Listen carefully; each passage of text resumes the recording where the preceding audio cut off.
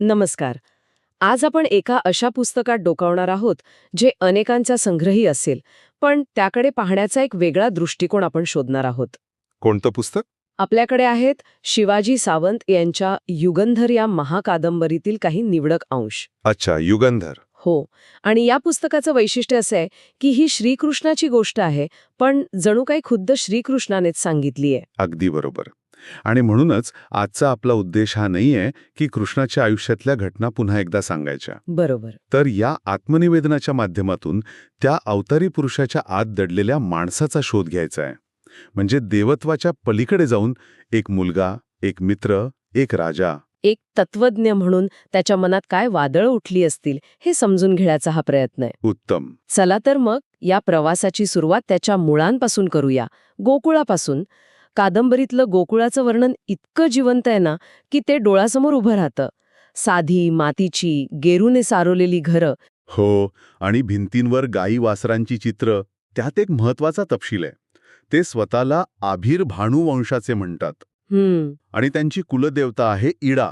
यातून हे स्पष्ट होतं की त्यांची एक स्वतंत्र आणि समृद्ध संस्कृती होती. ते केवळ गवळी नव्हते, तर त्यांचा एक वंश होता, एक ओळख होती. अगदी प्रत्येक घरातलं दही लोण्याचं वैभव हे त्यांच्या समाधानी जीवनाचं प्रतीक होतं की नाही? खरंय. आणि याच वातावरणात त्याची नाती फुलत होती. बलराम म्हणजे दाऊसोबतचं नातं तर आहेच घट्ट, पण मला सर्वात जास्त स्पर्शून गेलं ते त्याच्या धाकट्या बहिणीसोबतचं नातं, एकानंगा. अच्छा. दीक्षावेधीची गडबड सुरू असताना कुणाचं लक्ष नाहीये आणि ती लहानगी कृष्ण भैया म्हणत त्याच्याजवळ येते. आणि तो सगळं सोडून तिला उचलून घेतो, तिचे लाड करतो. वा. या एका छोट्या प्रसंगातून त्याचं नात्यांमधलं गुंतणं किती सहज आणि खोल होतं हे दिसतं. खरंय. आणि ही भावनिक गुंतवणूक एका बाजूला, तर दुसऱ्या बाजूला लहान वयातच आलेली वैचारिक प्रगल्भता. जसं की तो एक प्रसंग आहे. हो, तोच.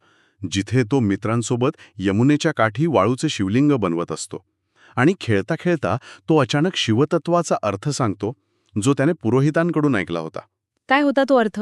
जो अशांत मनाला शांत करतो तो शंकर. एक मिनिट, हे खूपच विलक्षण आहे. म्हणजे देव ही काही बाहेरची शक्ती नाही, तर मनाला शांत करणारी एक आंतरिक अवस्था आहे. ही शिकवण त्याला इतक्या लहानपणी मिळाली. बरोबर. खेळण्या बागडण्याच्या वयात एवढा खोल विचार मनात रुजणं हेच त्याच्या युगंधर असण्याची पहिली खूण असावी, नाही का? नक्कीच. खेळ, मस्ती, प्रेम आणि त्याचसोबत ज्ञानाचीही ओढ. गोकुळातलं हे जग किती परिपूर्ण वाटतं, पण नियतीला हेच मंजूर नव्हतं. आणि ती कलाटणी येते कंसाच्या आमंत्रणाने. हो. इथून पुढे बासरीऐवजी सुदर्शन चक्राचा प्रवास सुरू होतो. आणि गोकुळ सोडण्याचा तो क्षण, लेखकाने तो इतका भावुकपणे मांडलाय. राधा आणि एकांनंगा धावत रथापर्यंत येतात. तो क्षण कृष्णाच्या मनात आयुष्यभरासाठी कोरला जातो. एका गोपालकापासून एका योद्ध्यापर्यंतचा त्याचा प्रवास. आणि पुढे एका राजापर्यंतचा प्रवास खऱ्या अर्थाने इथून सुरू होतो. हो. आणि मथुऱ्यातलं त्याचं रूप तर पूर्णपणे वेगळं आहे. प्रवेशद्वारावर कुवलया पीड नावाच्या मस्तवाल हत्तीला मारणं आणि नंतर भर दरबारात चाणूर मुष्टिकांसारख्या अवाढव्य मल्लांना हरवून कंसाचा वध करणं. अगदी. यातून त्याचं शौर्य आणि सामर्थ्य जगासमोर येतं. पण इथे एक प्रश्न मनात येतो. काय? एवढा मोठा पराक्रम गाजवल्यावर तो राज्य स्वतःकडे घेऊ शकला असता, पण तो तसं करत नाही. बरोबर. तो राज्य स्वतःकडे न ठेवता उग्रसेनाला परत देतो आणि स्वतः मात्र शिक्षणासाठी जायचा निर्णय घेतो. पण मला एक सांगा, कृष्ण तर देवाचा अवतार मानला जातो, मग त्याला गुरुकडून शिक्षण घ्यायची गरज का पडली? हाच तर युगंधरचा गाभा आहे. सावंत यांना हे दाखवायचंय की अवतार हा जन्माने सिद्ध होत नाही, तो कर्माने घडतो. अच्छा. ज्ञान मिळवण्यासाठी, विद्या ग्रहण करण्यासाठी त्यालाही गुरुकडे जावंच लागलं. त्याने कोणताही शॉर्टकट घेतला नाही आणि म्हणूनच तो बलराम आणि उद्धवासोबत अवंतीला जातो, सांदीपनी ऋषींच्या आश्रमात. आणि त्या प्रवासातली एक छोटीशी गोष्ट मला खूप आवडली. त्याला दारुक नावाचा सारथी भेटतो. त्याला तो सांगतो की मला परत न्यायला येशील तेव्हा 4 शुभ्र दुधासारख्या पांढऱ्या घोड्यांचा रथ घेऊन ये. म्हणजे आत्ता जरी तो एक विद्यार्थी म्हणून जात असला तरी त्याच्या मनात भविष्यातल्या एका चक्रवर्ती सम्राटाची प्रतिमा अगदी स्पष्ट आहे. काय विलक्षण दूरदृष्टी आहे. आणि तो आश्रम, ते वर्णन वाचताना अंगावर काटा येतो. तिथे संपूर्ण आर्यावर्तातून आलेले विद्यार्थी आहेत. कलिंग, मगध, पांचाळ, काश्मीर. जणू काही त्या काळातलं एक खरोखर नॅशनल युनिव्हर्सिटीच आहे. अगदी. खरंच ही कल्पनाच किती आधुनिक आहे. आणि तिथे आचार्य सांदीपणी त्याला केवळ शस्त्रविद्या शिकवत नाहीत. नाही, ते वेदांची 6 अंग शिकवतात: छंद, व्याकरण, निरुक्त, ज्योतिष, कल्प. पण या सगळ्यापेक्षा महत्वाचं म्हणजे ते अवतार या संकल्पनेचा खरा अर्थ उलगडून दाखवतात. काय सांगतात ते? आचार्य म्हणतात, जो मनुष्यांचा उद्धार करण्यासाठी, त्यांना वर उचलण्यासाठी पृथ्वीवर खाली येतो, तो अवतार. आणि हा विचार केवळ एक व्याख्या म्हणून राहत नाही. तो कृष्णाच्या आयुष्याचं मिशन स्टेटमेंट बनतो. बरोबर. पुढे कुरुक्षेत्रावर अर्जुनाला कर्म कर असं सांगण्यामागे हीच मूळ प्रेरणा होती की त्याचा जन्म उद्धारासाठी झाला आहे, वैयक्तिक मोहांसाठी नाही. आणि याच ज्ञानाच्या प्रवासात त्याला एक अनमोल ठेवा मिळतो, सुदामाच्या रूपाने. त्यांची मैत्री. त्यांच्या मैत्रीचं वर्णन तर खूपच हळवं आहे. आश्रमातून निरोप घेतानाचा प्रसंग आठवतोय. हो, जेव्हा सुदामा भेट म्हणून काय मागतो तर कृष्णाच्या पायातल्या पादुका म्हणजे खडावा. राजेपणाची कोणतीही वस्तू नाही, धनदौलत नाही, फक्त मित्राच्या, गुरुबंधूच्या पायातल्या पादुका. किती सुंदर आणि तितकीच हृदयस्पर्शी मागणी आहे ही. हे पाहून कृष्णाच्या डोळ्यात पाणी येतं आणि तो मनातल्या मनात म्हणतो की भविष्यात जग तुला गरीब सुदामा म्हणून नाही ओळखणार. अर्थ असूच शकत नाही, नाही का? अगदी. आणि हे नातं राजेपणा आणि गरिबीच्या पलीकडचं आहे. आणि शिक्षण पूर्ण झाल्यावर कृष्ण केवळ एक योद्धा राहत नाही, तर तो एक नेता आणि एक कुशल रणनीतिकार म्हणून उदयाला येतो. आणि त्याची पहिली कसोटी लागते ती यादवांच्या अस्तित्वाची. हो, जरासंधाची सततची आक्रमणं. यादव विखुरले जात होते. तेव्हा एका सुरक्षित राजधानीची गरज होती. आणि इथे कृष्णाची दूरदृष्टी दिसते. तो समुद्रातल्या 2 बेटांची पाहणी करून एका नव्या अभेद्य नगरीची योजना आखतो. द्वारका. द्वारका. हे केवळ शहर नियोजन नाहीये, हे राष्ट्र निर्माण आहे. इथे तो केवळ शौर्यावर अवलंबून राहत नाही, तर प्रजेच्या सुरक्षेसाठी आणि स्थैर्यासाठी दीर्घकालीन विचार करतो. एक राजा म्हणून त्याची ही पहिली आणि सर्वात मोठी उपलब्धी आहे. आणि याच काळात त्याच्या वैयक्तिक आयुष्यातही एक मोठं वादळ येतं, रुक्मिणी हरण. या कथेत रुक्मिणीच्या दृष्टिकोनातूनही हा प्रसंग येतो. हे विशेष आहे. ती कृष्णाला श्रीजी म्हणते. शिशुपालाशी ठरलेलं लग्न मोडून तिच्याच विनंतीवरून कृष्ण तिला घेऊन जातो. पण ही केवळ एक प्रेमकथा आहे का, की यामागेही काही राजकारण आहे? दोन्ही आहेत.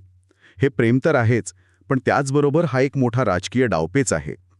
विदर्भ नरेश भीष्मकाची कन्या रुक्मिणीशी विवाह करून कृष्ण थेट विदर्भाशी नातं जोडतो. अच्छा, त्यामुळे जरासंधाच्या विरोधात त्याची राजकीय शक्ती अनेक पटींनी वाढते. बरोबर. प्रेम आणि राजकारणी यांची अशी विलक्षण सांगड तो घालतो. आणि यानंतर त्याच्या आयुष्यात प्रवेश होतो पांडवांचा. हो, कुरुक्षेत्रात सूर्यग्रहणाच्या निमित्ताने कुंती आणि 5 पांडवांची त्याची पहिली भेट होते. आणि पहिल्याच भेटीत एक अतूट नातं जुळतं, विशेषतः अर्जुनाशी. आणि पुढे द्रौपदीच्या स्वयंवरात ब्राह्मणाच्या वेशात असलेल्या अर्जुनाला तो क्षणात ओळखतो. हो, पण खरी कसोटी पुढे येते.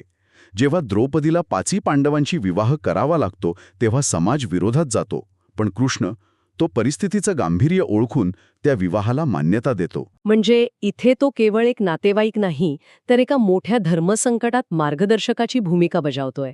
अगदी. तो सामाजिक रूढींच्या पलीकडे जाऊन न्यायाच्या आणि परिस्थितीच्या गरजेच्या बाजूने उभा राहतो. आणि हाच न्यायाचा आणि वचनबद्धतेचा धागा पुढेही दिसतो युधिष्ठिराच्या राजसूय यज्ञात. जेव्हा शिशुपाल त्याचा अपमान करतो तेव्हा तो शांत राहतो. पण आपल्या मावशीला दिलेलं 100 अपराध माफ करण्याचं वचन पूर्ण होताच तो सुदर्शन चक्राने त्याचा वध करतो. इथे एकाच वेळी क्षमाशीलता आणि न्यायाची कठोरता दोन्ही दिसतात. तो वचन मोडत नाही, पण न्यायाची स्थापनाही करतो. पण त्याच वेळी तो युद्ध टाळण्यासाठी शेवटच्या क्षणापर्यंत प्रयत्न करतो. तो स्वतः शांतिदूत म्हणून हस्तिनापूरला जातो, पण त्याचे प्रयत्न अयशस्वी ठरतात. आणि मग तो क्षण येतो जो केवळ महाभारताचा नाही, तर संपूर्ण मानवजातीच्या तत्वज्ञानाचा केंद्रबिंदू ठरला. गीतेचा उपदेश. हो, युद्धाच्या सुरुवातीलाच आपल्याच लोकांना समोर पाहून अर्जुन कोसळतो, शस्त्र खाली ठेवतो. च्या मनातला तो विषाद, तो गोंधळ दूर करण्यासाठी कृष्ण जो उपदेश करतो तीच गीता. आणि युगंधरमध्ये सावंत एका विलक्षण वाक्यावर भर देतात. कृष्ण अर्जुनाला म्हणतो, मी काल आहे, वेळ आहे, या सगळ्यांना मी आधीच मारलं आहे. तू केवळ निमित्त मात्र हो. अगदी. हे वाक्य अर्जुनाला वैयक्तिक सुखदुःखाच्या, पाप पुण्याच्या कल्पनेच्या पलीकडे घेऊन जातं. ते त्याला त्याच्या क्षत्रिय कर्तव्याची जाणीव करून देतं. खरंच, आतापर्यंत आपण कृष्णाची विविध रूपं पाहिली, पण या कादंबरीचं जे खरं सामर्थ्य आहे ते म्हणजे कृष्णाकडे पाहणारे वेगवेगळे दृष्टिकोन. म्हणजे यात फक्त कृष्णाचं आत्मनिवेदन नाही, बरोबर. एकाच व्यक्तीकडे पाहण्याचे इतके वेगवेगळे दृष्टिकोन. लेखकाने ही रचना का वापरली असेल? हाच तर या कादंबरीचा आत्मा आहे. लेखकाला हे सांगायचं आहे की कोणतीही एक व्यक्ती, अगदी कृष्ण सुद्धा, एकाच वेळी एकच नसते. प्रत्येक नात्यात तिचं एक वेगळं रूप असतं आणि या सगळ्या रूपांना एकत्र केल्यावरच त्या व्यक्तीचं समग्र चित्र उभं राहतं. तो म्हणतो, कृष्णाचं त्याच्या घोड्यांशी एक विलक्षण नातं होतं, त्याला तो अश्वगीता म्हणतो. अश्वगीता? हो, त्याच्यासाठी रथ चालवणं हे केवळ एक काम नव्हतं, तर तो एक योग होता. प्राणीमात्रांवर त्याचं किती निस्सीम प्रेम होतं हे दारुकच्या नजरेतून कळतं. वा, अश्वगीता, काय सुंदर कल्पना आहे. आणि मग येतो त्याचा सेनापती सात्यकी. त्याच्यासाठी कृष्ण कोण आहे? सात्यकीसाठी कृष्ण एक महान योद्धा आणि कुशल रणनीतिकार आहे. पण तो सर्वात जास्त प्रभावित झाला आहे नरकासुराच्या वधानंतरच्या घटनेने. कोणती घटना? नरकासुराच्या कैदेतून 16,000 स्त्रियांची सुटका केल्यावर कृष्ण त्यांना केवळ सोडून देत नाही, समाजात त्यांना सन्मान मिळावा म्हणून तो स्वतः त्यांचा पती म्हणून स्वीकार करतो.